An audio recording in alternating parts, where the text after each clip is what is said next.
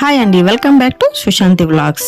ఈరోజు ఈ వీడియోలో మనం అవరేకాలు పనసకాయ సాంబార్ చేయబోతున్నాము. అది కర్ణాటక స్పెషల్. అది చేసేది ఎలాగని ఈ వీడియోలో చూసేద్దాం.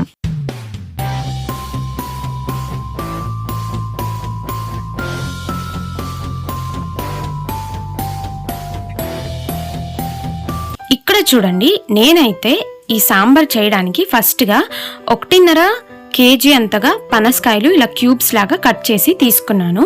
ఈ క్వాంటిటీకి తగినంత నేను అవరేకాలు వచ్చేసి ఒక 750 grams తీసుకున్నానండి. ఇక్కడ టమాటాలు 2 తీసుకున్నాను నేను. నా దగ్గర ఇక్కడ హాఫ్ కొబ్బరి ఇలా ఫైన్ చాప్ చేసి పెట్టాను. కరివేపాకు, ఉల్లిపాయలు, ఎండు మిరపకాయలు, ఇక్కడ వచ్చేసి ginger, garlic, onion, sambar powder వచ్చి హోమ్ మేడ్ అండి.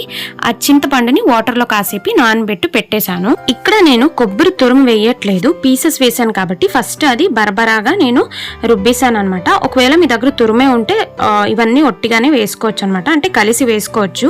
ఉల్లిపాయలు, టమాటాలు, అల్లము, తెల్లుల్లి, అలాగే నానబెట్టి పెట్టుకున్న చింతపండు, తర్వాత ఒక 4 tablespoons అంతా హోమ్ మేడ్ సాంబార్ పౌడర్ వేసుకొని తగినంత నీరు వేసి ఇప్పుడు మనం దీన్ని మిక్సీ పట్టాలి. ఇప్పుడు మనం ఈ సాంబార్ ప్రిపేర్ చేయాలంటే స్టవ్ ఆన్ చేసి ఇలాంటిది ఒక కుక్కర్ పెట్టుకోండి, లేకపోతే మీకు పెద్ద బాండి ఉంటే అది కూడా పెట్టుకోవచ్చు. ఇప్పుడైతే నేను ఒక కుక్కర్ పెట్టి అందులో ఒక 5 tablespoons అంతా ఆయిల్ వేసాను. ఆయిల్ హీట్ అయిన తర్వాత ఆవాలు, జీలకర్ర, శనగపప్పు, మినప్పప్పు ఇవన్నీ అంటే పావు tablespoon వేసి కాస్త రోస్ట్ అయిన తర్వాత ఎండుమిర్చి, కరివేపాకు, ఉల్లిపాయలు వేసి కొద్దిగా రోస్ట్ చేసుకోవాలి. అవన్నీ రోస్ట్ అయిన తర్వాత అవరేకాలు అని చెప్పాం కదండి, అవరేకాలు కూడా వేసి ఆయిల్లోనే కొద్దిగా రోస్ట్ చేయాలి, సో దట్ మనకి పచ్చి స్మెల్ అనేది వెళ్తుందనమాట. ఇప్పుడైతే మనము క్యూబ్స్ లా కట్ చేసాం కదండి పనసకాయ, ఈ పనసకాయని కూడా వేసి ఇది కూడా ఆయిల్లోనే కొద్దిగా రోస్ట్ చేయాలన్నమాట. మనకి ఆ పచ్చి స్మెల్ అనేది ఉండకుండా బాగా ఆయిల్లోనే ఫ్రై అవ్వాలి. ఇలాంటప్పుడు మనం ఇందులో ఒక 3.5 tablespoons అంతా సాల్ట్ వేసుకుందాము. కాకపోతే మీరు మీ సాల్ట్ టేస్ట్ తగినంత మీరు వేసుకోండి. ఇక్కడైతే నేను 3.5 tablespoons అంతా ఉప్పు వేసుకొని ఇప్పుడు బాగా కలుపుతున్నాను అనమాట. ఇలాంటప్పుడు మీరు రుబ్బి పేస్ట్ చేసుకొని పెట్టుకున్నారు కదండి, ఆ మిశ్రమాన్ని కూడా ఇందులో యాడ్ చేసేయాలి. మీరు ఇలా యాడ్ చేసిన తర్వాత ఫస్ట్ ఈ మసాలాల్లోనే మీరు దాన్ని ఉడకనివ్వాలి. అంటే ఈ పనసకాయలు కానీ అవరేకాయలు కానీ ఇవి రెండు ఈ మసాలాల్లోనే ఫస్ట్గా ఉడకాలి. ఇవన్నీ బాగా ఉడికిన తర్వాతనే మనము వాటర్ యాడ్ చేసుకోవాలి. చూడండి, మీరు కుక్కర్ మూత పెట్టకుండా ఓపెన్గానే దాన్ని ఉడికించండి.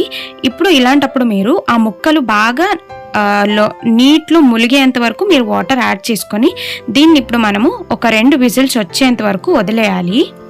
చూడండి, 2 విజిల్స్ వచ్చాక చల్లగా అయిపోయింది అనమాట. ఇప్పుడు దీని టెక్స్చర్ ఎలా ఉందనేది చూసేద్దామా.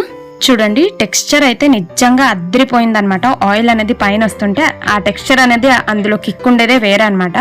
ఇక్కడ చూడండి, మీరు కలిపినప్పుడు కొద్దిగా జాగ్రత్తగా కలుపుకోవాలి, లేకపోతే ఇవన్నీ పొడి పొడి అయిపోతాయి. అంటే పనసకాయలు వచ్చేసి ఇక్కడ చూడండి, పనసకాయలు కొద్దిగా అయినా మనకి మెల్ట్ అవ్వలేదు, పర్ఫెక్ట్ టెక్స్చర్లోనే ఉందన్నమాట.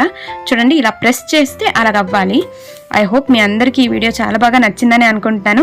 చాలా చిన్న వీడియోని నేను ఈరోజు అప్లోడ్ చేశాను. ఓకే అండి, మరికొన్ని వీడియోస్తో మీ ముందు వస్తుంటాము. Until then bye bye, take care.